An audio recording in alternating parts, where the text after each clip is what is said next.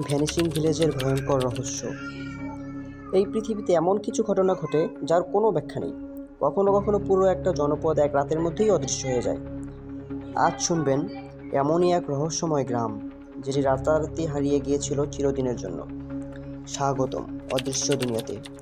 চলুন হারিয়ে যাওয়া সেই ভৌতিক গল্পে পা রাখি। 1930 সালের একটি হিমশীতল সন্ধ্যা, কানাডার উত্তরাঞ্চলে অবস্থিত আঞ্জিকোনি লেকের পাশে একটি ছোট ইন্ডিয়ান গ্রাম বসতি। এই গ্রামে বাস করত ইমিউট নামের এক আদিবাসী গোষ্ঠী। দিন চলে যেত মাছ ধরা, শিকার আর শান্তিপূর্ণ জীবন কাটিয়ে। কিন্তু এক রাতেই সবকিছু বদলে গেল। সকালবেলা দেখা গেল পুরো গ্রাম পুরোপুরি শুনশান। মানুষ তো নেই, এমনকি কুকুর, বিড়াল, হাঁস মুরগিও নেই। একজন কানাডিয়ান ট্র্যাপার জো ল্যাভেলেরি সেই গ্রামটি দিয়ে যাচ্ছিলেন। দূর থেকে তিনি দেখেছিলেন গ্রামের কয়েকটি ঝুপড়ি থেকে ধোঁয়া উঠছে।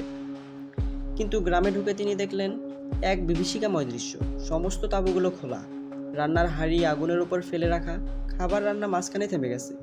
গ্রামের প্রতিটি ঘর ফাঁকা, কোথাও কোনো মানুষের ছায়াও নেই।